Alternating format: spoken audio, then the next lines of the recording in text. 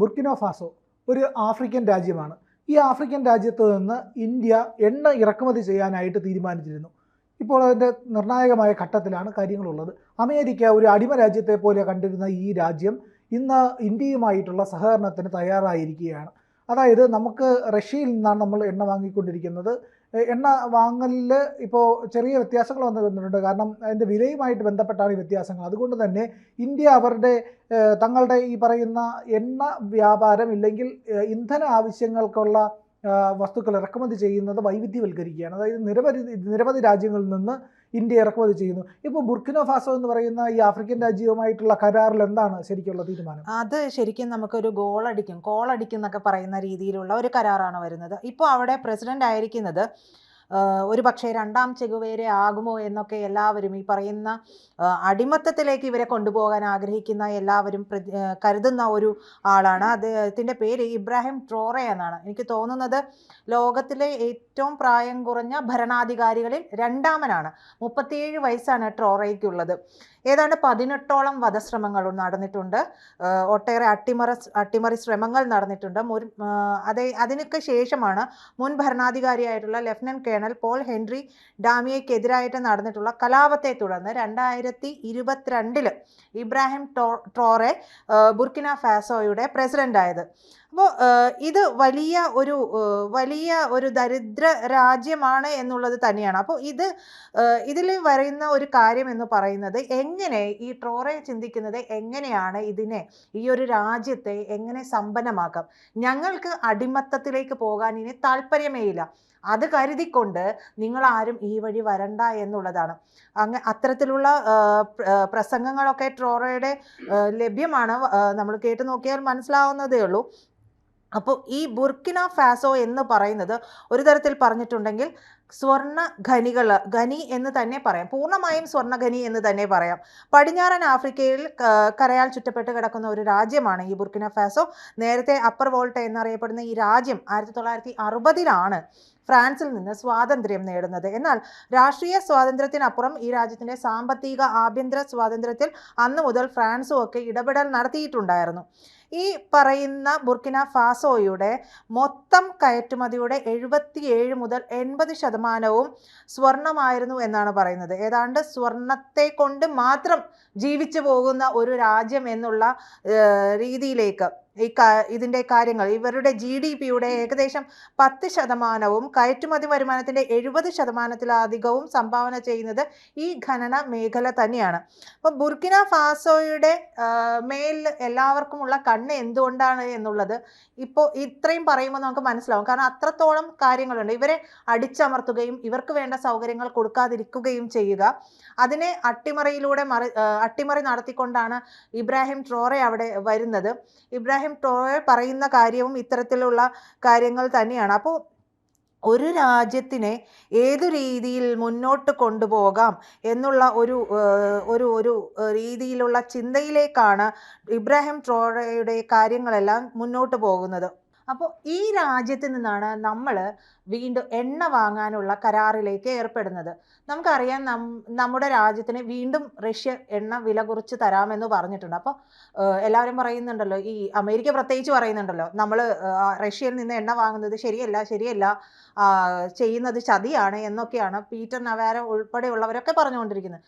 നമ്മൾ അവിടെ നിന്ന് മാത്രമല്ല, നമുക്ക് എവിടെ നിന്ന് എണ്ണ വില കുറച്ച് കിട്ടുമോ അവിടെ നിന്നെല്ലാം നമ്മൾ എണ്ണ വാങ്ങും. അതിനുള്ള ഏറ്റവും ഒടുവിലത്തെ ഉദാഹരണമാണ് ബുർക്കിന ഫാസോ എന്ന് പറയുന്ന ആ ഒരു ചെറു രാജ്യത്ത് നിന്ന് നമ്മൾ $75 ബില്യൺ എണ്ണയുടെ കരാറിലേക്ക് പോകുന്നത് എന്ന് പറയുന്നത്. അപ്പോൾ ഇതിൻ്റെ കരാറിൽ ഒപ്പുവെച്ചിട്ടുണ്ട്. വെറും ഒരു വ്യാപാര ഉടമ്പടി എന്നതിനപ്പുറം ആഫ്രിക്കയുടെ ഭാവിയെ തന്നെ മാറ്റിമറിക്കാനുള്ള സാധ്യതകൾ ഈ കരാറിനുണ്ട്. നമുക്ക് എണ്ണ വില കുറച്ച് കിട്ടുന്നു, പക്ഷെ ആ രാജ്യത്തെ സംബന്ധിച്ച് അത് വലിയൊരു കരാറാണ്. അത് വളരെ ഏറ്റവും താഴെ കിടക്കുന്ന ഒരു രാജ്യം, അവരുടെ സാമ്പത്തിക ഉന്നമനത്തിനായി പ്രവർത്തിച്ചു കൊണ്ടിരിക്കുന്ന ഒരു രാജ്യം. ആ രാജ്യം ഇന്ത്യയുമായിട്ട് കൈകോർക്കുന്നതിലൂടെ ആ രാജ്യത്തിന് സംഭവിക്കാൻ പോകുന്ന നേട്ടങ്ങളുണ്ട്. ആ നേട്ടങ്ങൾ എന്തൊക്കെയാണ് എന്നുള്ളത് നമുക്കൊന്ന് നോക്കിപ്പോകാം. 10,000 കണക്കിന് ആളുകൾക്ക് പുതിയ തൊഴിലുകൾ ലഭിക്കും. മറ്റൊന്ന് അടിസ്ഥാന സൗകര്യ വികസനങ്ങൾ അവിടെ നടക്കുമെന്നുള്ളതാണ്. പൈപ്പ് ലൈനുകൾ, റോഡുകൾ, സംഭരണ സൗകര്യങ്ങൾ ഇതെല്ലാത്തിൻ്റെയും നിർമ്മാണം നടക്കും. മൂന്നാമതൊരു കാര്യം എന്ന് പറയുന്നത് വരുമാനമാണ്. നികുതിയും റോയൽറ്റിയുമായിട്ട് കോടിക്കണക്കിന് ഡോളർ ഈ ഒരു രാജ്യത്തിൻ്റെ ഖജനാവിലേക്ക് എത്തും എന്നുള്ളതാണ്. മറ്റൊന്ന് സാമ്പത്തിക വളർച്ചയാണ്. ഇത് ഈ രാജ്യത്തിൻ്റെ മൊത്തം ആഭ്യന്തര ഉൽപ്പാദനത്തിന്, അതായത് GDPയുടെ ഇരട്ടിയാക്കാനോ അല്ലെങ്കിൽ ഒരുപക്ഷെ 3 ഇരട്ടിയാക്കാനോ ഒക്കെ ഉതകുന്ന തരത്തിലുള്ള ഒരു വ്യാപാര കരാറാണ് ഇന്ത്യയുമായിട്ട് ചേരുമ്പോൾ ഇവർക്ക് ലഭിക്കുന്നത്. മറ്റൊന്ന് സ്വയം പര്യാപ്തത എന്ന് പറയുന്നത് സ്വന്തം രാജ്യത്തെ ഇന്ധന ആവശ്യങ്ങൾ നിറവേറ്റാനായിട്ട് കഴിയുന്നതിലൂടെ ഇറക്കുമതി ചെലവുകൾ കുറയ്ക്കാനായിട്ട് ഇവർക്ക് കുറയ്ക്കാൻ സാധിക്കും എന്നുള്ളതാണ്. പ്രാദേശിക സ്വാധീനം വളരെ ശക്തമായി ഉണ്ടാകും. പശ്ചിമ ആഫ്രിക്കയിലെ ഒരു പ്രധാന ഊർജ്ജ കേന്ദ്രമായിട്ട് മാറാനായിട്ട് ബുർക്കിന ഫാസോയ്ക്ക് ഈ ഒരു കരാറ് വഴി കഴിയും.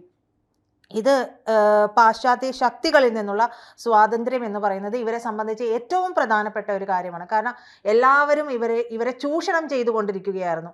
ഈ ചൂഷണത്തിൽ നിന്ന് കരകയറാൻ വേണ്ടിയിട്ടാണ് ഇത്രയും നാൾ 2022 മുതൽ ഇബ്രാഹിം ട്രോറെ അവിടെ പ്രവർത്തിച്ചു കൊണ്ടിരുന്നത്. അതിലുള്ള ഒരു നാഴികക്കല്ലായിട്ട് ഇന്ത്യയുമായിട്ടുള്ള ഒരു കരാറിൽ ഏർപ്പെടുന്നത് വഴി കഴിയും. ഇന്ത്യയെ നമ്മൾ എപ്പോഴും എല്ലാവരും പറയുന്നത് ട്രസ്റ്റബിൾ കൺട്രി എന്നുള്ളത്. നമുക്കാരെയും ചൂഷണം ചെയ്തിട്ടുള്ള കാര്യമൊന്നുമില്ല.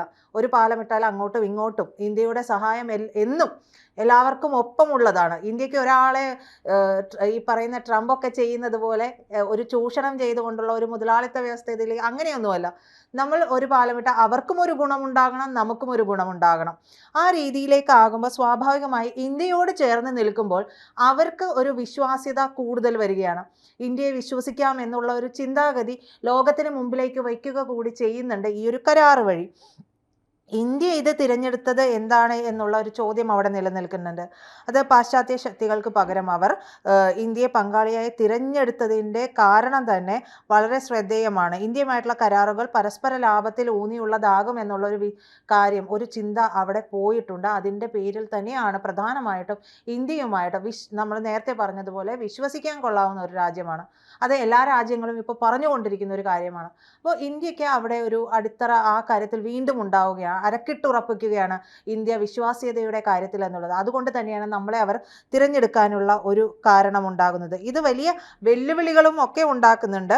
പാശ്ചാത്യ രാജ്യങ്ങളിൽ നിന്നുള്ള എതിർപ്പുണ്ടാകാം, ആഭ്യന്തര സുരക്ഷാ പ്രശ്നങ്ങൾ ഉണ്ടാകാം, അഴിമതിയും കലാപവും അടിസ്ഥാന സൗകര്യ വികസനത്തിൻ്റെ കാലതാമസമൊക്കെ ഇതിൽ പ്രധാനമാണ്. ഇതെല്ലാം അവർ ചെയ്യണം. ഈ അടിസ്ഥാന സൗകര്യങ്ങൾ, അതായത് ഇത് അടിസ്ഥാന സൗകര്യങ്ങളുടെ കാര്യത്തിൽ അവർ വേണ്ടതെല്ലാം ചെയ്യണം. ആ ചെയ്തത് വഴി, അതായത് ഒരു കരാറുണ്ടാക്കി നാളെ തന്നെ ഇതെല്ലാം കൂടി കയറ്റി അഴിച്ച് ഇങ്ങോട്ടേക്ക് വരും എന്നുള്ളതല്ല.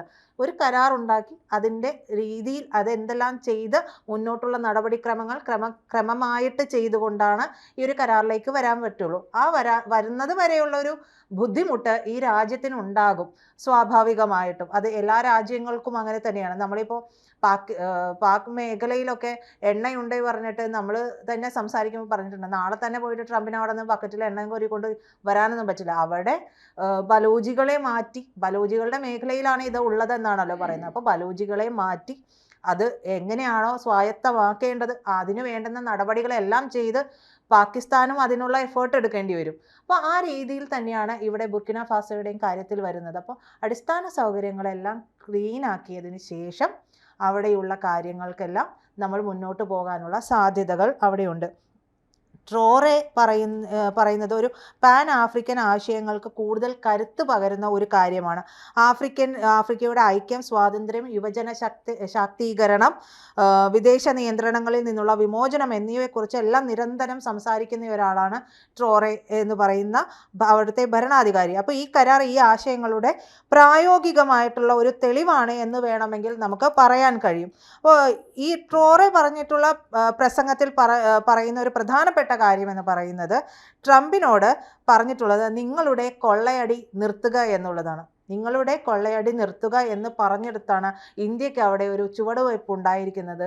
അതും $75 ബില്യൺ ഡോളറിൻ്റെ ഒരു ചുവടുവയ്പ് അവിടേക്ക് നമ്മൾ നടത്തിയിട്ടുള്ളത്. അവർ നമ്മളോട് ചേർന്ന് നിൽക്കാൻ ആഗ്രഹിക്കുന്നു. ഈ കൊച്ചു കൊച്ചു രാജ്യങ്ങളിലൊക്കെ കഴിഞ്ഞ ഇടയ്ക്ക് നമ്മുടെ പ്രധാനമന്ത്രി പോയിട്ട് വലിയ വലിയ കരാറുകളിൽ ഏർപ്പെട്ടു. എല്ലാവരും ചോദിച്ചു എന്തിനാണ് ഈ പണം മുടക്കി ഈ കൊച്ചു കൊച്ചു രാജ്യങ്ങളിലേക്ക് പോകുന്നത്. അവിടെ പലതരത്തിലുള്ള അപൂർവ മൂലകങ്ങളൊക്കെ ഉള്ള നാടുകളാണ്. അവിടെ പോയിട്ട് നമ്മുടെ പ്രധാനമന്ത്രി നടത്തിയതും ഇത്തരത്തിലുള്ള ഒരു കരാർ തന്നെയാണ്. അപ്പോൾ അമേരിക്കയോട് ഇടഞ്ഞു നിൽക്കുന്ന ബുർക്കിന ഫാസോ എന്ന് പറയുന്ന കൊച്ചു ആഫ്രിക്കൻ രാജ്യത്തെ ഇന്ത്യ ചേർത്ത് നിർത്തുന്നുണ്ട്. ആ ചേർത്ത് നിർത്തലിലുള്ള ഒരു വിശ്വാസ്യതയുണ്ട്. അപ്പോൾ ഈ ബുർക്കിന ഫാസോയുടെ യുവ പ്രസിഡന്റ് ആയിട്ടുള്ള ഇബ്രാഹിം ട്രോറെ മുൻ അമേരിക്കൻ പ്രസിഡന്റ് ഡൊണാൾഡ് ട്രംപുമായിട്ടുള്ള തൻ്റെ ഫോൺ സംഭാഷണത്തെക്കുറിച്ച് അടുത്തിടെ ഒരു പ്രസംഗം നടത്തിയിരുന്നു. ആ പ്രസംഗത്തിൽ പറഞ്ഞിട്ടുള്ള കാര്യങ്ങളെല്ലാം ആഗോളതലത്തിൽ ശ്രദ്ധേയമാകുന്നതാണ്. ഇത് വെറുമൊരു നയതന്ത്ര സംഭാഷണമായിരുന്നില്ലെന്നും മറിച്ച് ഒരു തീർപ്പാക്കലായിരുന്നു. അതായത് അമേരിക്കയുമായിട്ടുള്ള ഇനി കച്ചവടങ്ങളൊന്നും വേണ്ട എന്നുള്ള രീതിയിൽ ഒരു തീർപ്പാക്കലാണ് നടന്നിട്ടുള്ളത് എന്നാണ്. അപ്പോൾ ബുർക്കിന ഫാസോവുമായിട്ടുള്ള കരാറുകളിൽ നമുക്ക് എന്തെങ്കിലും നേട്ടമുണ്ടാകുമോ എന്ന് ചോദിച്ചാൽ വരും കാലഘട്ടങ്ങളിൽ നമുക്കത് നേട്ടം തന്നെയാണ്. കാരണം അത് സ്വർണ്ണ ഖനിയുടെ നാടാണ്. നമ്മുടെ നാട്ടിൽ ഏറ്റവും ആവശ്യമുള്ളതും ഏറ്റവും പ്രിയമേറിയതുമായിട്ടുള്ള ഒരു കാര്യം എന്ന് പറയുന്നത് സ്വർണ്ണമാണ്. അപ്പോൾ അത്രയും സ്വർണ്ണമുള്ള ഒരു നാട്ടിൽ നിന്ന് ആദ്യത്തെ ഒരു ഉടമ്പടിയാണ്, ഒരു കരാറാണ് നമ്മൾ ഈ പറയുന്ന എണ്ണ കയറ്റുമതിയുമായി ബന്ധപ്പെട്ടിട്ട് നടത്തിയിട്ടുള്ളത്.